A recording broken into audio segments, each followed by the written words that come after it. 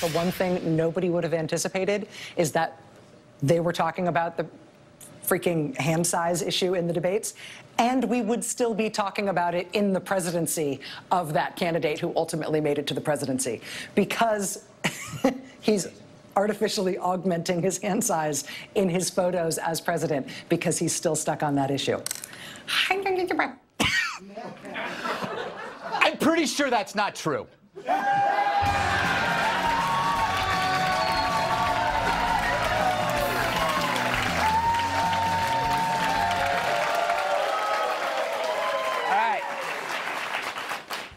I want you to look at this video.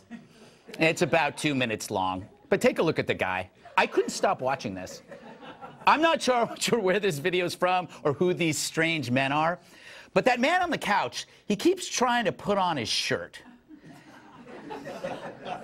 As you can see, he's having trouble, but he keeps trying to put on that shirt. And yet, no luck. Now, I may be wrong. I've been watching this a lot. It might not be a shirt. It appears that it could be a pair of sweat bottoms. I think it's a pair of sweatpants that he's trying to put on his head. But here's the thing, he doesn't give up. He keeps trying to put it over his head, even though it won't go down. You know, he kind of reminds me of the Democratic Party. And their goofy crew. How is that? How is that for a transition, huh? I just wanted to use the video. The Democrat candidates are all panderers, twisting and turning to appease the consensus media that demands you follow the script. Embrace socialism, cow to identity politics, punish the successful. Watch them go. We need to have Medicare for all. Well, for people out there who like their insurance, they don't get to keep it? Let's eliminate all of that. Let's move on. I should be paying more taxes, and people who make this kind of revenue and of means should pay more taxes. Staying in the International Climate Change Agreement. I announced yesterday I would do that on day one. Would you commit to choosing a woman as your vice presidential running mate? I think that you will rarely see a Democratic ticket anymore without gender diversity, race diversity. I think it's something that we should have. So I'm not going to box myself in, but should I become it, you know I'll be looking to women first. Now, everybody's got their virtue signal, trying to say the right thing even if it's completely wrong. It's getting hard for the left to keep up. Right, Dawn and April? When you see her blackness, but she is also South Asian. Her mom is South Asian, and her dad is Jamaican. April, Latino people are people of color, but they're not black. They're brown people. She is a woman of color, but she is a black woman. Okay, that's fine. I agree with that. I agree with that. But is she African American? No. But is she African American? There's a difference. There's nothing wrong with that. No one is trying to take anything away from her. Let's go down into her lineage. I think you're falling into the trap of that. All she had to do was say, "I am black, but I'm not African American." I love the two guys in the middle. Now, compare all this stuff to the guy currently in the Oval Office. He just doesn't give a. You do love your dogs, don't you? I wouldn't mind having one, honestly, but I don't have any time. I don't have. How would I look walking a dog on the White House lawn? Would that be? Feels a little phony to me. Think about that for a second. Trump knows that America loves its dogs almost too much. And he's like, yeah, so what? Seems phony. To him, animals are for riding or eating or riding and then eating. But this is who he is. It's not new. We got more money. We got more brains. We got better houses, apartments. We got nicer boats. We are a hot, hot country. I'm president, and they're not. Rush Limbaugh, I think he's a great guy. He's a guy who can speak for 3 hours without a phone call. Try doing that sometime. For 3 hours he speaks. I am asking them to give you the Nobel Peace Prize. I said, thank you. Many other people feel that way, too. I'll probably never get it, but that's okay. They gave it to Obama. He didn't even know what he got it for. He was there for about 15 seconds, and he got the Nobel Prize. There is nothing better than a good old-fashioned German Shepherd. No idea what that means. But Trump broke new ground by being elected. People see President Obama as the first black president. Everyone thought Hillary would be the first female president. But Trump's the first us president, meaning he's kind of you and he's kind of me. He's not a politician. He's us. And for that reason, he's seen as a jerk by the others who aren't us.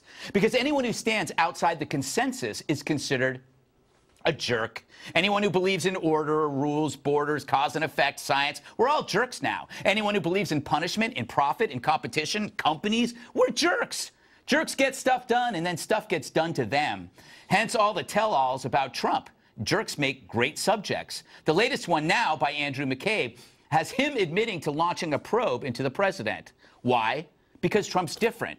He's no boring civil servant in pleated khakis quietly weeping to Dave Matthews in his slightly used Toyota that stinks of hand lotion. No, he's the orange skunk at the garden party, piercing the elitist bubble. So McCabe thought there's no way America could have voted for this jerk. This has to be the work of the Russians. No, it was the work of Americans who wanted someone like him. You know, a billionaire. Clapping for a billionaire. All right. Or what the haters call jerks. Trump really is the Rosa Parks of jerks. He's opening the door for future political candidates who refuse to do the same old crap, like getting a dog or kissing a baby or reading to children. I hate all that stuff. Which means I could probably never be president until now. Trump has shown you that you can win without the phony BS. Trump's your rich uncle who couldn't give a crap. The Dems are the opposite, sanctimonious grad students lecturing you on evil capitalism as a trust fund pays for their weed. But political fakery exists because we expect it. We know it's phony, but we pretend it's real. I would say it's like pro wrestling, but Tyrus would crush me like a ladybug between his thumb and index finger. Yes. It's real. And the media plays along, turning every issue into a phony game of team sports with just two sides. But on the outside of all of this are jerks. Every day society becomes more intolerant of them. Anyone who isn't part of the universal consensus is doomed. So among the Dems, so far, it's the usual pander bears who speak out of both sides of their mouths, revealing a spine as flexible as the elastic around Michael Moore's sweatpants. They should change the name of their party. Hi, you know us. We're the desperate party of America. We'll do whatever it takes to get elected. Like saying whatever you want to hear, so you feel comforted that we're just like you. I believe solar panels are the key to our future, which is why we promised to use them to expand fracking all across the country. For years, I arrested people for doing drugs. Now I do drugs. Have I ever smoked weed? Nah. Back then, it was called crack. When it comes to legalization, we need to respect states' rights. Except when it comes to babies. Screw their rights. I believe we should tax the super wealthy. Unless they're the super wealthy who hate Trump. You guys are good. Walls don't work and are immoral. To hear more, come to my private fundraiser at the Hyatt Ballroom. Just present your ID at security at the wall gate in front. Border security is the most important thing, which is why we'll provide slingshots for all Americans. Possibly a boomerang if the budget allows. But the most important thing about the desperate party? Your health care will be free. Your dry cleaning will be free. Arson will be free. Everything will be free. Except for porn. We're gonna tax the out of it.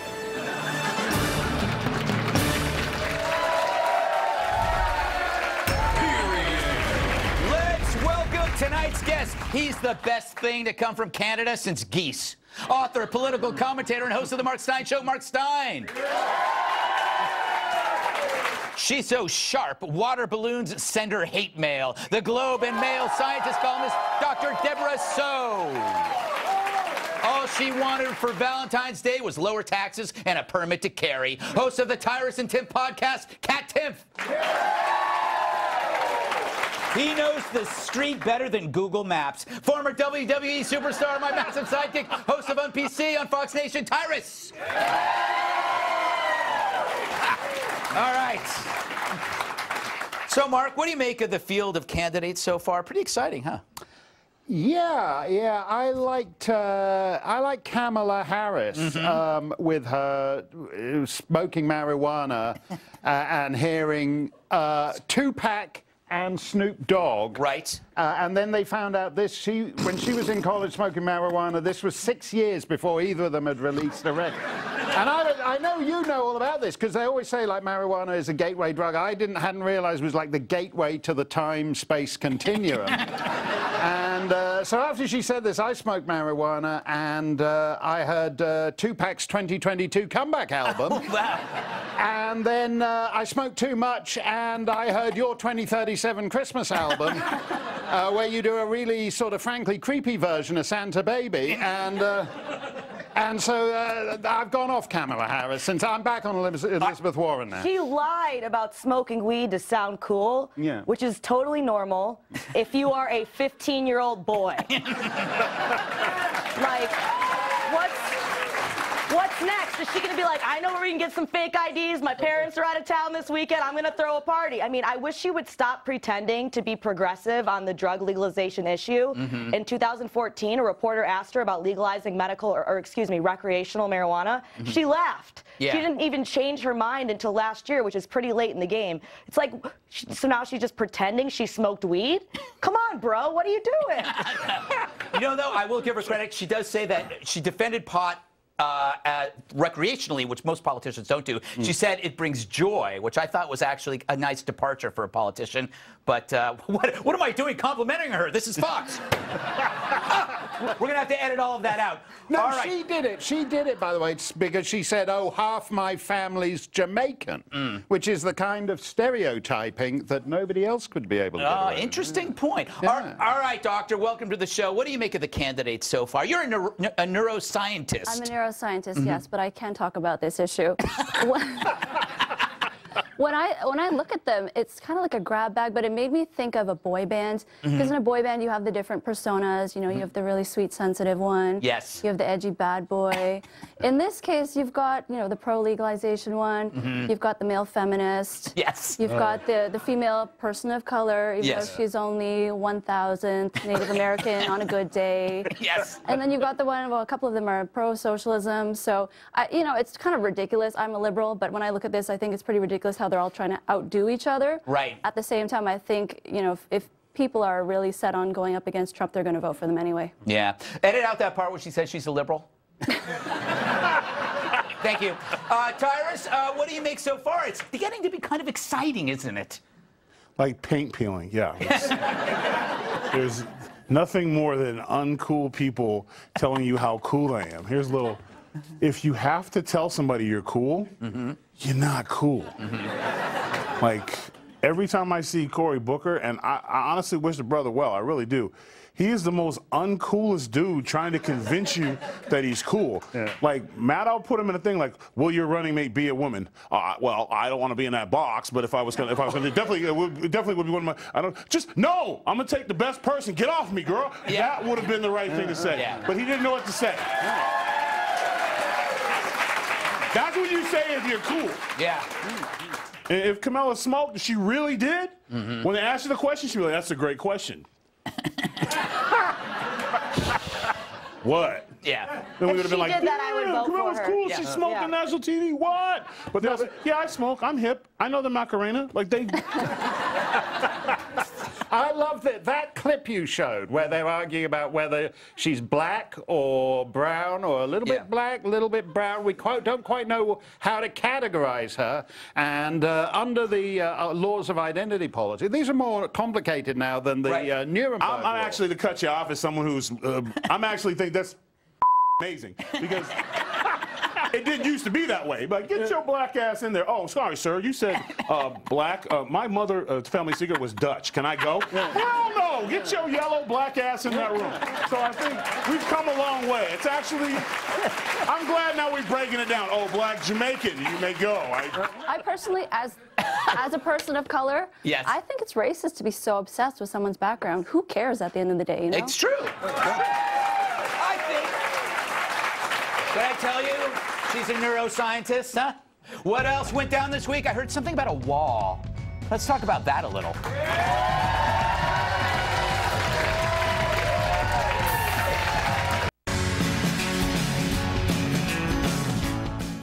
He's trying it all to get that wall. So Trump declared a national emergency, allocating $8 billion from various Fed agencies to fund construction. Talked about it in the Rose Garden on Friday. I wonder, in declaring a national emergency, will he then be sued? We will have a national emergency, and we will then be sued, and they will sue us in the Ninth Circuit, even though it shouldn't be there, and we will possibly get a bad ruling. And then what? And then we'll end up in the Supreme Court, and hopefully we'll get a fair shake, and we'll win in the Supreme Court, just like the band. They sued us in the Ninth Circuit, and we lost. And then what? And then we lost in the appellate division, and then we went to the Supreme Court, and we won.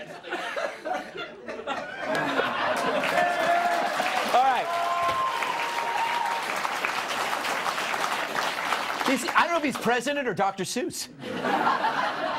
Now, he only got a little over $1 billion in the budget. They could try Ted Cruz's idea, take the money seized from drug lords and pay for the wall that way. El Chapo's, they like that. I don't know how you do it, but El Chapo is said to be worth $14 billion, and that's a lot of wall. But Trump also took the wall campaign in a different direction earlier this week.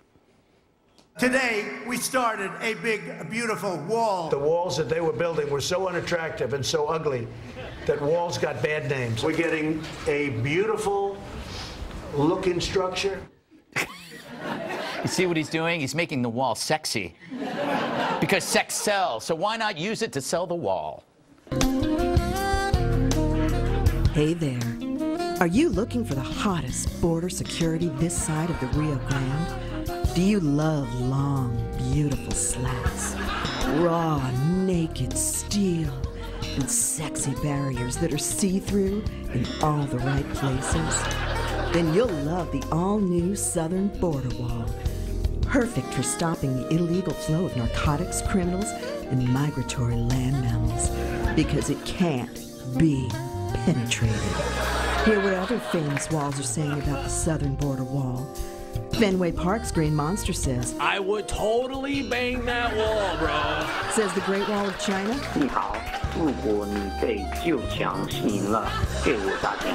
And the Great Barrier Reef says, I haven't been this turned on since I had that three-way with those tiger sharks. So call now, because one way or another, these bricks are getting laid tonight.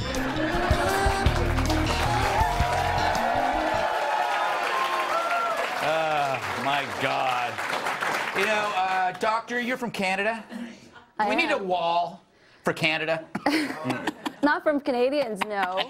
But you know, with this issue, I wish that people could just talk openly about it. You know, as I mentioned, I'm a horrible liberal, but the way that liberal journalists cover this is as though people who are in support of the wall are all racist, xenophobic, bigoted, anti-immigration. And I don't think it's fair to conflate everyone who's concerned about security with any of those things. Yeah, because the thing is, if you are, let's say, if you are a liberal, you can applaud.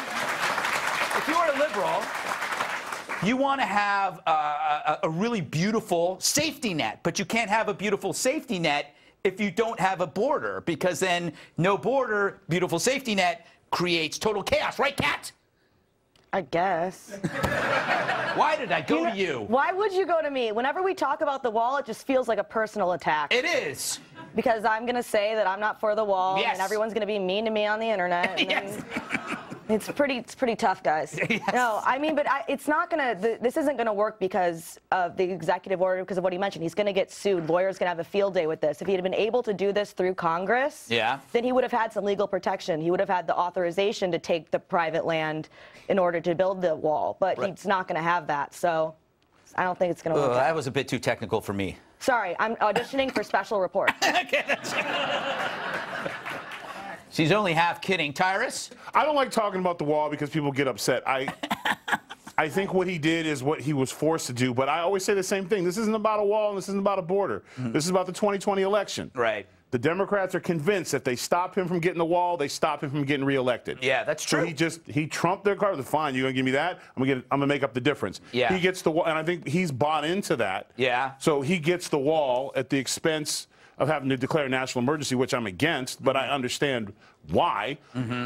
opposition doesn't help anyone, obstruction doesn't help anyone. Yeah. So they're doing that. So he was forced to do this.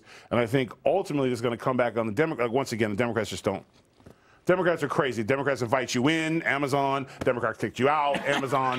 Like they just really don't know what they're doing. So like, true. So they give him money, but then they know he's gonna what he was gonna do at the expense of the American people. So it's just. It's sad times because they're so worried about what's going to happen in 2020. Yeah. Instead of just running on issues and letting America choose, yeah, that we're stuck in these situations. It is true. Mark? And that's how you get unaroused. Yes. Take us home. What are your thoughts, Mark?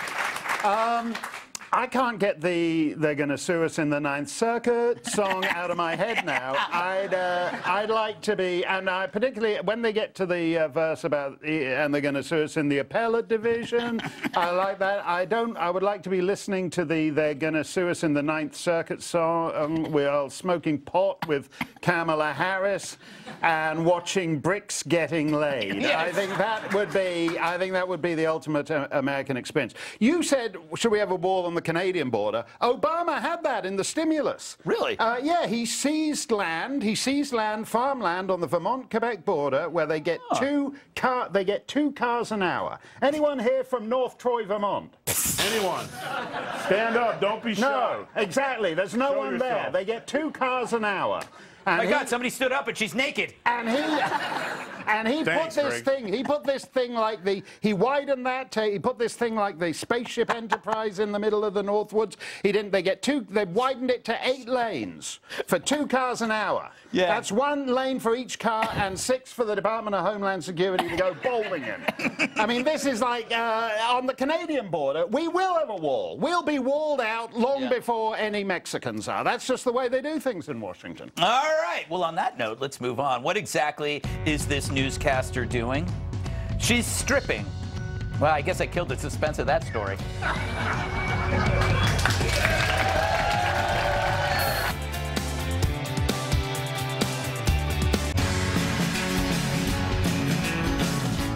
Can baring your skin help your side win? You know how fierce America's debate is over the wall? It's far worse in Britain over Brexit. That's the decision for the UK, which stands for the United Kingdom, Cat, to leave the European Union. There's a Cambridge professor, Victoria Bateman, that's been challenging pro-Brexit politicians to naked debates. I've seen her. And because that's news, one of the panelists on a show at Sky News introduced the story this way. So in tribute to Dr. Bateman, I've decided to follow suit. Every time we talk about Brexit, just to make sure I get noticed around this table. Go, Rachel! Ferrari's speechless. You look good. Now, I'm not doing that here. Oh, come on. Maybe Monday on the 5, but not here. Look, Mark, sometimes people do crazy things when they're passionate about a cause, whether it's Brexit or maybe cats. I thought I saw a pussycat creeping up on me. I did, I saw a pussycat as plain as he could be. He's watching you. I thought I saw a pussycat. I thought I saw a pussycat. I know I saw a pussycat. I did, I saw a pussycat. I did. He's watching you. But at least, you know, you kept your clothes on. Not in the director's cut, no. All right, Dr. So. Okay, I always see this stuff as hypocritical because everybody's laughing, it's funny, it's titillating, but if it were a guy, that's indecent exposure. You do jail time. You go to prison for that. Yeah, doesn't matter what political cause you say you're supporting. Yes, I've tried that. I go down with the police and they come to me in the park at midnight. I go, I'm supporting a woman's right to choose. The thing is, so she says this is about feminism, and she has actually gone to conferences wearing nothing but, you know, British pound notes on her bits. Yes. I'm a former sex researcher. I'm all for sex positivity. I'm all for women, you know, being proud of your body. There's no shame in nudity. But as a scholar, I don't feel it's appropriate. I don't feel like this is going to help female academics be taken more seriously. If anything, I think it's going to hurt them. Yeah. And she talks about how women's bodies are only for sex and babies. Well, like you said, for men, they're not running around showing their things either. Yeah, thank God for that, Tyrus. You know, if I did that, I would be frog marched out of this building. Yeah. They wouldn't even give me time to put my clothes on. Yes, they would. Yes, they would. No, they would throw. No, they would. They would throw. They would 100%. They would throw a blanket over me. As a guy who's formerly in security, the first thing would be, "Sir, please don't make us tase you. Put the clothes on." But you know what? What if a man happens to enjoy a good tase? Do you have a question? This is a really difficult show for me. There's nudity and stop it. Voiceovers. Just get to the point. Does this help a cause or hurt a cause?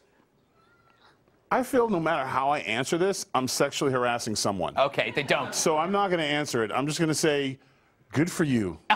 No, you should have said, "You go, girl," because that's what you say to everything. No, I do. What? No, I mean, not you. When the hell have you ever heard me say, "You go, girl"? No, I'm saying that is a complete fabricated lie. That's fake news. I ain't never in my life, in any form of my time on this planet, said, "You go, girl." You can't even say that without I meant the general you. I'm not a general nobody. I'm me, and I don't say, "You go, girl." All right. Mark, out your damn mind. Just don't put that on me, Greg Gutfeld. Mark, help me. You go, girl. Even with a Canadian accent, it doesn't help it. Kat, won't guys encourage this as political enlightenment in order just to see a naked lady? You know, I gotta be honest, Greg. What? My dad is watching. Yes. And I just want to say that it was very difficult for me to come up with talking points for this story because I have never actually seen a naked person. Oh, amazing. Not even myself. Really? No. Really? No mirrors? No, I shower with a bathing suit on the way the Lord intended. And not a bikini, a one piece. Oh, fantastic. In fact, I don't know what a bikini is. What's a bikini, Iris? Bikini's something you put over your head when lightning strikes for lying. I don't think I can get through here. All right, we gotta move on. She threw a chair off a balcony 40 stories high. What happens next? We discuss at length while you listen quietly and coo over my hair. Look at that.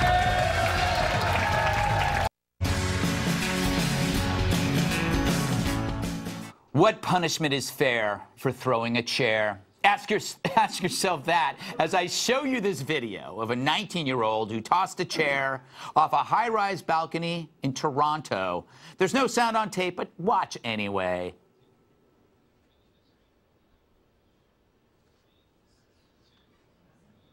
Jesus, she is a ray of sunshine.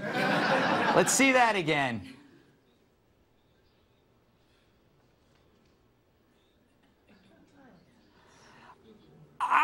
That is unbelievable to me. That video got shared on social media. Toronto police went out and said, "Hey, crazy person, turn yourself in." And she did. She was charged on a few counts, including mischief endangering life, which in Canadian law means if you did something that puts people in danger, you could go to jail. Thankfully, luckily, nobody got hurt. But will that, or should that, lessen her punishment?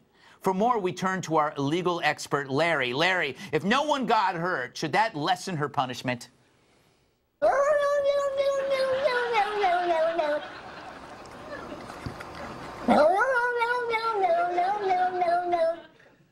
He's of limited intelligence, but he charges cheap rates. Doc, there's a lot of science out there that says the person you are when you're 19 is not the person you are when you're 29, and we're all like, her brain's not fully formed. How do you punish somebody like that? What do you do? I mean, that's fair to say because the human brain doesn't actually develop until your late 20s. However, I live in Toronto. I want to say, I hope all your viewers know, not all Torontonians are this idiotic. Yes. And actually, our mayor actually denounced her behavior and also called it quite stupid. Yes.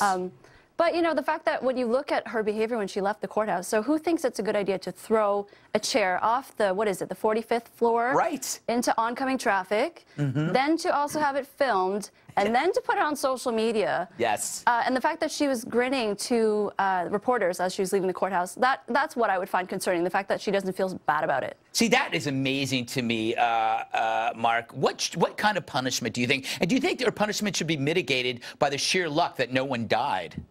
No, I don't. But we live in an age when people, who you are at 19. So if at 19, like all these in Virginia, where, you know, the entire Democrat Party at 19 were woke mammy singers, I don't even get that. But that's who they are when they're 67. Doesn't matter. You don't change. Liam Neeson had a bad thought when he was 19 and about some guy who raped a friend of his. And like 50 years later, he's not allowed to have a different... So who you are now, this 19-year-old will be the chair for... By the way, you're wrong. Don't believe Dr. So. Chair throwing is a Canadian tradition. When you're, it's a rite of passage. There's nothing else to do. It used to be in the last bit of the curling. If you've ever watched curling, they used to throw the chair. I don't believe that. To lob the chair across into the apartment across the street. All Canadian kids do it. Celine Dion came home the other night, walked into her living room, and it was full of Gordon Lightfoot's furniture. She had no idea where anything had gone. I don't believe that. No, everybody... Although, I admire the fact that you mentioned Gordon Lightfoot. One of the most underrated Canadians, right? All of us Canadians are underrated, Dave. Except for Nickelback. Tyrus, do people change? I don't care what she changes or when she changes. I just know that she and the person filming and everyone involved should be charged with manslaughter. Her lawyer tried to use the ridiculous excuse that it was peer pressure. Yes. You're going to feel some peer pressure when you're in prison, Ma. There's going to be some peers pressuring you to do some stuff you didn't think you had to do. Not only that, the fact that what kills me about social media now is Twitter and Instagram, although they're inconsistent, if you say something bad or terrible about somebody or make a comment, they will take your post down right away. Right. Or if you want to post a video on Facebook, you usually get a thing that says it's being checked to make sure it's not copyrighted or anything wrong. Right. Where was, I believe it was YouTube on this, to where somebody could have been killed, many people could have been killed, the accidents could have been horrible. Not only would you have scared the life out of whoever hit their windshield, they would have peeled off into somebody else. And there was a diesel down there when they're driving, so it's the act. It's attempted manslaughter. So I don't see any other defense than just plead it out, because she should, and I believe the sentence is up to life imprisonment for the really, because Canadians make things a lot longer than it needs to be. It was like attempted mischief of unharming a civilian. Manslaughter, Jack. She attempted to hurt somebody, she should, and the person filming is just as culpable. Yeah. What do you think? I don't give a damn what she's gonna be like when she's 29. Yeah, really Kat, have you ever done anything close to that? No. But I do think that we're being too hard on her. Really? We don't know what happened. Maybe that chair, like, slept with her boyfriend. You never know. She was just in passion and she had to No, I don't understand, like, why would she do this? Was she just looking at it like, I don't want to sit down right now? Normally when I don't want to sit down, I just don't sit down. Yeah. I've never had such an emotional response to a chair. I've never had any emotional response to a chair. Yeah, Not to brag, I'm quite stable. Yes. Up next, is Jonah Hill giving up making bro comedies because they glorify toxic masculinity or because they stink? I'm good either way.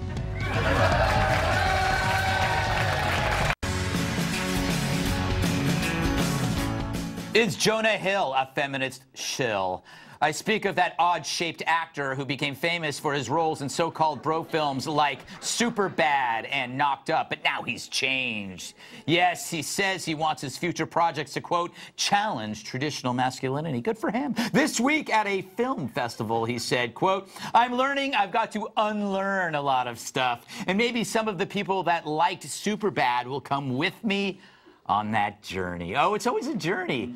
Of course, he was promoting a film he directed which challenges traditional male roles. And this got me thinking, how would Jonah Hill remake other classic movies? You know, like Die Hard, that might become something like Stretch Gently. You know, one of the great movies of all time, Predator, would be called Therapist. There it is. And Dirty Harry, one of the best, would be remade as slightly unkempt Aiden. Everybody's named Aiden now, Tyrus. Oh, this is my son Aiden. Aiden this, Aiden that. Shut up, I don't care. Masculinity is now a disorder, apparently. Yeah, I got it like 3 or 4 times. I got a fatal case of masculinity. I'm gonna keep it. I'll take it to my grave. Look, this is what bothers me. I fight, one of the things I do about comedy and humor is I feel like it needs to talk about situations like toxic masculinity or racism or sexism or misogyny, whatever. Yeah. That's what humor does. It makes us laugh at real life things and bring us together where we can all make jokes and understanding about different ways of looking at things. So you always want to support artists when they do those things. And then you have someone who's trying to make a change. Yeah. So he now wants to bash everything he did before because he wants you to watch his new movie now. Yeah. And that's what I have the issue with. It's comedy. Superbad wasn't a documentary on how to behave and have friends. Yeah. You know what I'm saying? Like, and Jonah Hill, with all due respect, sir, I don't think anyone's ever accused you of being toxic masculinity.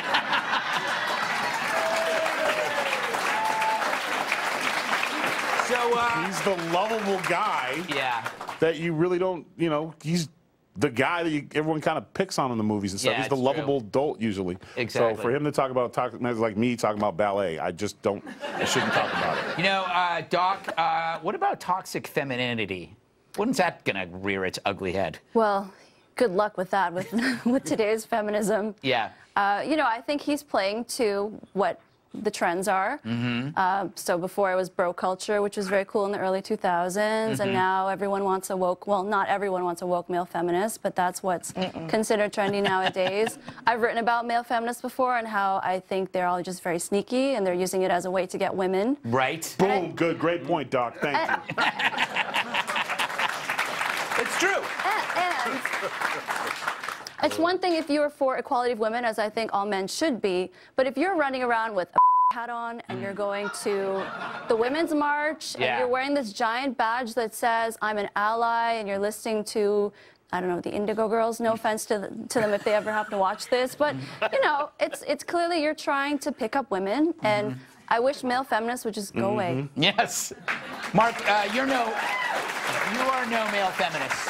No, and look, no one, to go to Dr. So's point, no women, even liberal women, like the woke male feminists. They can't stand to be with them. After like 3 minutes in the room with the guy sitting across the table with you, you're sick of it. And so the rest of us, we don't all wear the hat and listen to the Indigo Girls. It's a bit much, but we'd like pretend to be, you know, the toxic masculine male. He pretends to be interested in what a woman has. We don't pretend nothing, bruh. Oh, sorry. But what I find odd about this is that you said like the bro comedies of the early 2000s were like, that was a toxic masculine era. And I don't remember, I remember it like the 1990s wasn't toxically masculine. The 1890s were toxically masculine. Jekyll and Hyde, that guy's toxically masculine. I don't get, you know, Rudyard Kipling, you'll be a man, my son. That was toxically masculine. Cats. You know what I hate? We gotta finish this up. People who always talk about a journey, and it's not a real journey. I hope you take this journey with me, but you're not really going anywhere. I prefer real journeys, like in a car or a plane or a train. Yeah, Jonah Hill needs to shut up because this is ruining men. Yes. It's ruining men. The last guy that I dated cried more than I did, and I once cried because my dad told me I looked tired. I don't want to see you cry. I want to see you in the forest chopping wood, okay? You should not have time to cry because you'll be too busy fixing things up around my apartment and offering to pay for my dinner. If there's a spider in my apartment, you can't be shrieking in the corner with me. You got to go man up and kill that. Here we go. And you know what? Every Chuck, like the last couple guys that I've dated have complained to me, like, you don't pay enough attention to my feelings. You're not supposed to have that many feelings. I'm supposed to have all the feelings that I talk to you about and annoy you, and then you go to the bar with your friends and drink beer and grunt at each other. That's what you're supposed to do. So shut up, Jonah Hill. You're ruining everything. All right. Okay. We got to move on. You go, girl. Don't forget. The Gutfeld Monologues Live returns next month. The first show in Tampa sold out. But tickets for shows in D.C., Detroit, Dallas, several other cities are still available. Go to gutfeld.com for ticket info.